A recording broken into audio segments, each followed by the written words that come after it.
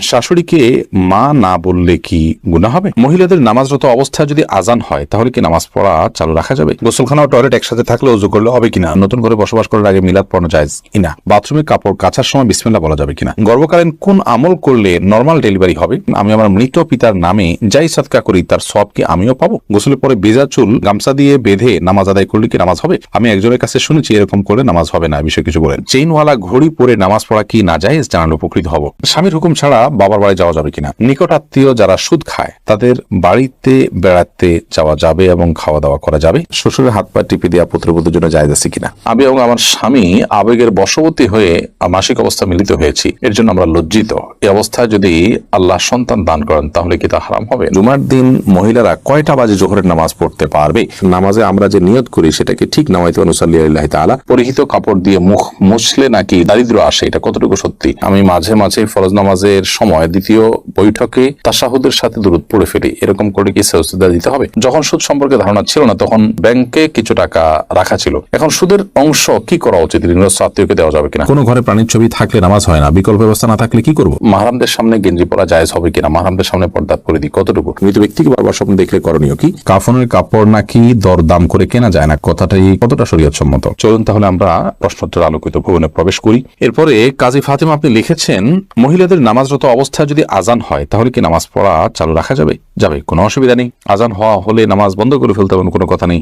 আপনি নামাজ পড়ছেন, ইতিমধ্যে আজান শুরু হয়ে গেছে, আজান মুয়াজ্জিন সাহেব দিতে থাকুক, এদিকে আপনার নামাজ আপনি কন্টিনিউ করতে থাকেন, কোনো সমস্যা নেই। এরপর জেসমিন আক্তার আপনি লিখেছেন, গোসলখানা ও টয়লেট একসাথে থাকলে ওযু করলে হবে কিনা? বাসা যদি গোসলখানা এবং টয়লেট একসাথে থাকে সেক্ষেত্রে ভেতরে ওযু করলে ওযু হয়ে যাবে, কিন্তু উত্তম হলো কমোড এবং টিপের মাঝে কোনো পার্টিশন না থাকলে, আড়াল না থাকলে সেক্ষেত্রে বাইরে ওযু করবেন, এটা হলো উত্তম। কিন্তু যদি ভিতরে ওযু করেন তাতে ওযু হয়ে যাবে, কোনো অসুবিধা নেই ইনশাআল্লাহ। রোজা ইসলাম রানী আপনি লিখেছেন, নতুন করে বসবাস করার আগে মিলাদ পড়ানো জায়েজ কিনা? নতুন করে বসবাস করার আগে কোনো মিলাদ পড়াবেন না, এরকম কোনো নির্দেশ কোনো হাদিস আমাদেরকে দেয়নি। আপনি নতুন ঘরে ওঠার সময় বিসমিল্লাহ বলে আল্লাহর নাম নিয়ে উঠে যাবেন, এর জন্য আলাদা কোনো আনুষ্ঠানিকতা আপনাকে করতে হবে, কোনো বাধ্যবাধকতা নয়। হ্যাঁ, আশপাশের লোকজন বা এলাকার মানুষ কিংবা আত্মীয় স্বজনকে ডেকে আপনি দাওয়াত খাওয়াতে চান আপনার খুশি একটা উপলক্ষে, সেটা সম্পূর্ণ আপনার ব্যাপার, শরীয়তের কোনো বিশেষ নির্দেশ নাই। আর এর জন্য মিলাদের আয়োজন করতে হবে কোনো নির্দেশ ইসলাম আমাদেরকে করেনি।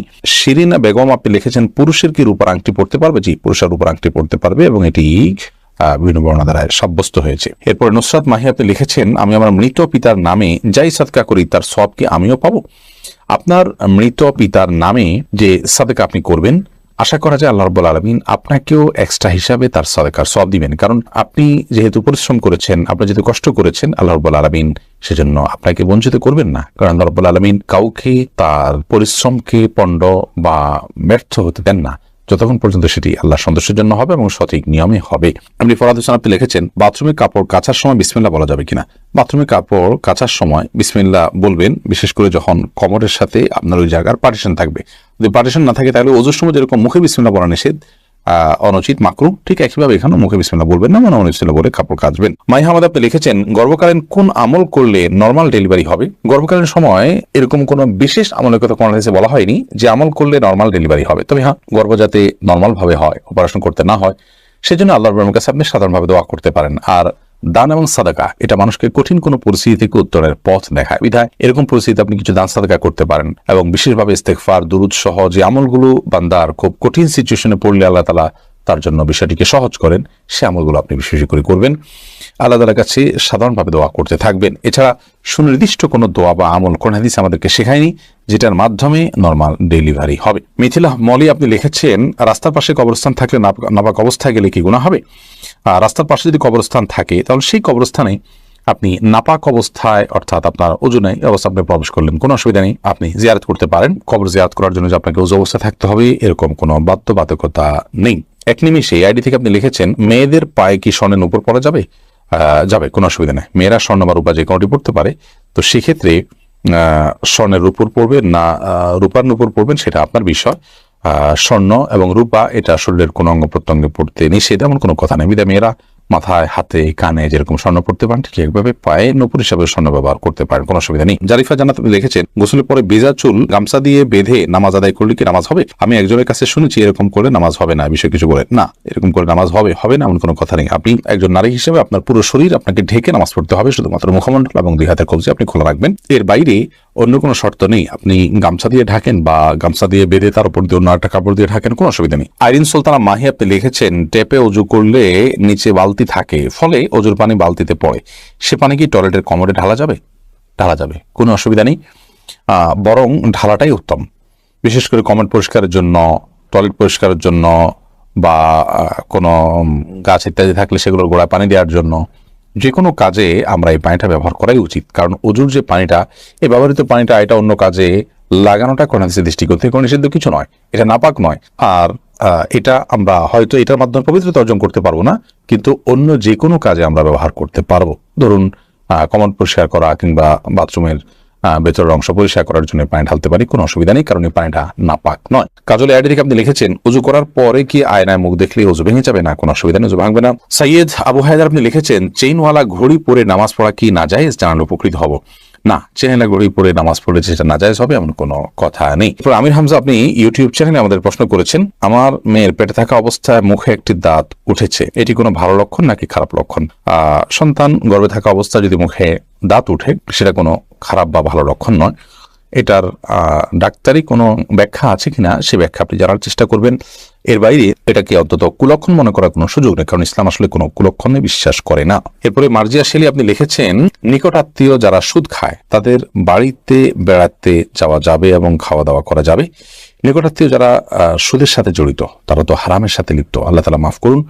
এই সুদের সাথে জড়িত হলে, হারামের সাথে যদি লিপ্ত থাকে, তাদের উপার্জন শুধুই হারাম হয়, তাহলে সেক্ষেত্রে তাদের বাড়িতে যেতে পারেন, কিন্তু তাদের খাওয়া দাওয়াটাকে কৌশল আপনি অ্যাভয়েড করবেন। আর যদি তাদের অন্য হালাল উপার্জন থাকে, তাহলে সেক্ষেত্রে হালাল উপার্জন পরিমাণ বেশি থাকলে আপনি সেখানে খেতে পারেন। আর যদি হারাম উপার্জন পরিমাণ বেশি থাকে, হালাল উপার্জন পরিমাণ কম থাকে, তাহলে খাবেন না। আর যদি তিনি সুনির্দিষ্ট করে হালাল উপার্জন থেকেই দিয়েছেন আপনি জানেন, তাহলে সেক্ষেত্রে সেটা অবশ্যই খেতে পারেন। সাবির ইয়াসমিন জান্নাত আপনি লিখেছেন, স্বামীর হুকুম ছাড়া বাবার বাড়ি যাওয়া যাবে কিনা? আপনি যেহেতু স্বামীর সংসারে থাকেন, অতএব তার সুবিধা অসুবিধা, তার প্রয়োজন ইত্যাদি বিষয় থাকতে পারে, সেই কারণে তাকে আপনি বলে যাবেন। কিন্তু স্বামী আপনাকে আপনার বাবার বাড়ি যাওয়া থেকে বঞ্চিত করে রাখবেন, যেতে দিবেন না, আটকে রাখবেন এবং তার খেয়াল খুশি মতো সে আপনাকে আপনার বাবা মার সাথে সাক্ষাৎ করা থেকে বিরত রাখবেন, সে অধিকার কিন্তু তার নাই। সেটা যদি তিনি করেন তাহলে তিনি অন্যায় করছেন। তবে হ্যাঁ, অবশ্যই আপনি চেইন অফ কমান্ড, একটা ফ্যামিলির পারস্পরিক যে বোঝাপড়া, সেটা যেন ভালো তার জন্য আপনি বলে যাবেন।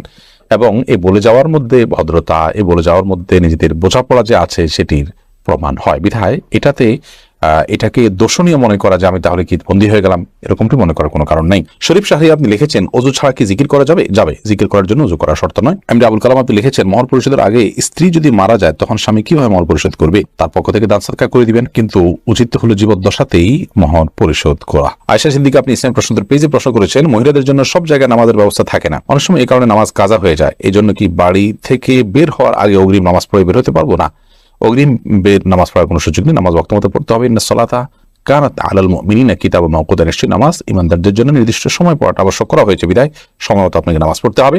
বাড়ি থেকে বের হওয়ার আগে আপনাকে অগ্রিম নামাজ পড়ার কোনো সুযোগ নেই। তবে হ্যাঁ, যেখানে যাচ্ছেন সেখানে নামাজের ব্যবস্থা যদি না থাকে, আপনি ব্যবস্থা করে নেবেন। প্রয়োজনে রাস্তার এক পাশে দাঁড়িয়ে যাবেন, কোন একটা ফাঁক ফোকর আপনি দাঁড়িয়ে যাবেন, কিন্তু আপনাকে অবশ্যই নামাজ পড়তে হবে সময় মতো। এরপরে কবির হোসেন আপনি লিখেছেন, শাশুড়িকে মা না বললে কি গুনাহ হবে যদি তিনি কষ্ট পান?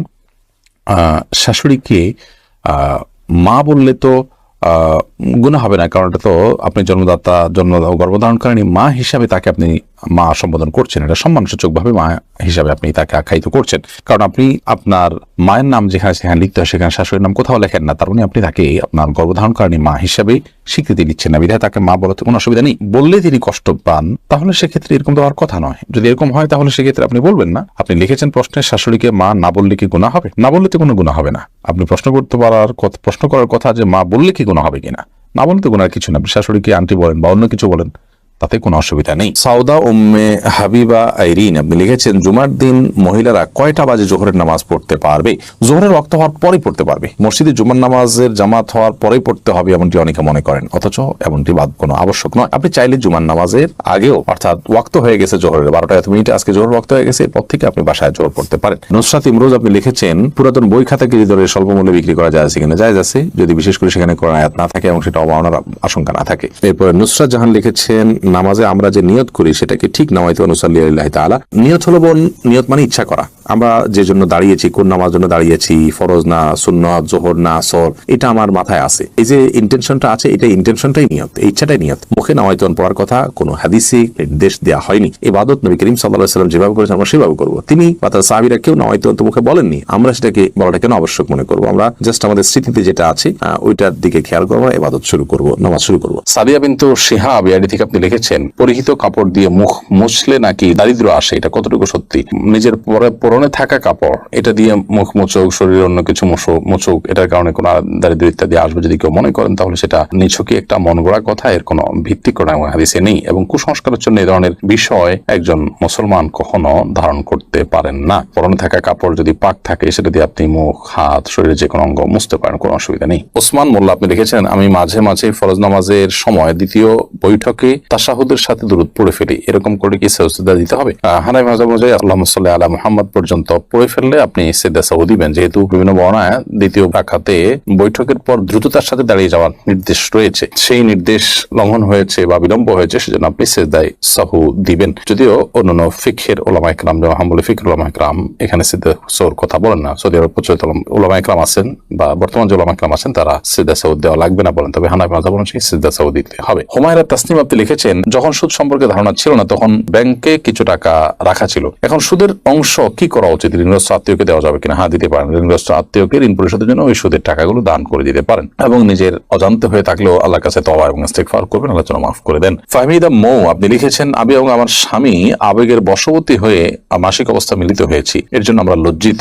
এই অবস্থায় যদি আল্লাহ সন্তান দান করেন তাহলে কি তা হারাম হবে? না, এটার কারণে সন্তান হারাম হয়ে যাবে বা অবৈধ হবে এরকম নয়। তবে এই কাজের জন্য আপনাদের অনুতপ্ত হওয়া উচিত, এবং হাদিসে বর্ণনা মতে এরকম কাজ হয়ে গেলে কিছু সাদাকা আল্লাহর রাহে, আল্লাহর ওয়াস্তে গরিব দুঃখীকে কিছু সাদাকা করে দিবেন, কিছু দান করে দিবেন, এবং ভবিষ্যতে এ ধরনের কর্মকাণ্ড থেকে বেঁচে থাকার জন্য চেষ্টা করবেন। আল্লাহর কাছে তওবা নসুহা করবেন, লজ্জিত হয়ে মাফ চাইবেন, সেটি যথেষ্ট ইনশাআল্লাহ তাআলা। এরপরে সুমাইয়া আক্তার সুমা আপনি লিখেছেন, কোন ঘরে প্রাণীর ছবি থাকলে নামাজ হয় না, বিকল্প ব্যবস্থা না থাকলে কি করব? যদি বিকল্প ব্যবস্থা না থাকে তাহলে সেক্ষেত্রে প্রাণীর ছবিকে ডেকে নামাজ পড়বেন। আর নামাজ হয় না বিষয়টা সেরকম না, ওই জায়গায় নামাজ পড়লে মাকরুহ হবে। বিশেষ করে যদি আপনার সালাতে সিজদার জায়গায় থাকে, সামনে থাকে, তাহলে সেক্ষেত্রে সেটা তো দৃশ্যত তাকে সিজদা করছেন এরকম আপনার মনেও আসতে পারে, বা দেখলে সেরকম দেখা যেতে পারে। এই জন্য একটু সরিয়ে নেবেন বা উপর করে রাখবেন। এভাবে বিভিন্ন ভাবে আপনি চেষ্টা করবেন। তাতেও যদি কোনো এরকমও যদি কোনো উপায় না থাকে, তাহলে আপনি ওখানে সালাত আদায় করে নামাজ হবে না, বিষয়টা সেরকম না, মাকরুহ হবে, অপছন্দনীয় হবে। সালমা আক্তার লিখেছেন, বাইরে সাধারণত হিজাব পরে, এরকম অনেক মেয়েরাও বাসায় হাফ হাতা গেঞ্জি পরেন, কেউ উপরে ওড়না পরেন, অনেকে পরেন না। মাহরামদের সামনে গেঞ্জি পরা জায়েজ হবে কিনা? মাহরামদের সামনে পর্দা পরিধি কতটুকু? মাহরামদের সামনে যদি কেউ গেঞ্জি পরে চলেন তো আক্ষরিক অর্থে পর্দা হয়ে গেল, এটি শালীন পোশাকের অন্তর্ভুক্ত নয়, কারণ শরীরের অন্য অঙ্গ প্রত্যঙ্গ যেগুলো ফুটে উঠবে সেগুলো নানাবিধ ফিতনার কারণ হবে, যার কারণে এখানে এটি করা উচিত নয়। দ্বিতীয়ত, মুসলিম মেয়েদের যে শালীন সুন্দর পোশাক এবং পোশাক পরিচ্ছদের যে নীতিমালা রয়েছে সেটা আমাদের অনুসরণ করা উচিত। ফাসিক এবং কাফের মেয়েরা তারা তাদের যে লাইফস্টাইল থাকে সেই লাইফস্টাইল অনুসরণ, ভালো মন্দ বিচার বিশ্লেষণ ছাড়াই তাদের অনুসরণ অনুকরণ থেকে আমাদের বেঁচে থাকা দরকার। সেই জায়গা থেকে মুসলিম নারীরা একান্ত ঘরোয়া পরিবেশেও এই ধরনের পোশাক আশাক, বিশেষ করে মাহরাম ছেলে, আপনার বাবা, ভাই, তাদের সামনে পরা থেকে বিরত থাকা উচিত। আর যদি পরে না একান্তে, তাহলে সেগুলোর উপরে অন্য কোনো কাপড় চোপড় পরা উচিত। হ্যাঁ, স্বামী আছেন একান্তে বা অন্য কোনো লোক নাই, তখন তিনি পড়তে পারেন। তারপরও যে ফাসিক এবং কাফের মেয়েদের সাথে সাদৃশ্য গ্রহণ থেকে যথাসম্ভব বিরত থাকা উচিত, কারণ আমরা জানি নবী সাল্লাল্লাহু আলাইহি ওয়াসাল্লাম সেই প্রসিদ্ধ হাদিস, মান তাশাব্বাহা বিকওমিন ফাহুয়া মিনহুম, যে ব্যক্তি কোনো জাতির সাদৃশ্য গ্রহণ করে সে তাদের অন্তর্ভুক্ত হয়। হাসান মিরান আপনি লিখেছেন, জানাজা শুরু হয়ে যাচ্ছে, ওযু করতে গেলে নামাজ শেষ হয়ে যাবে, এই মুহূর্তে ওযু না থাকলে করণীয় কি? জানাজা যদি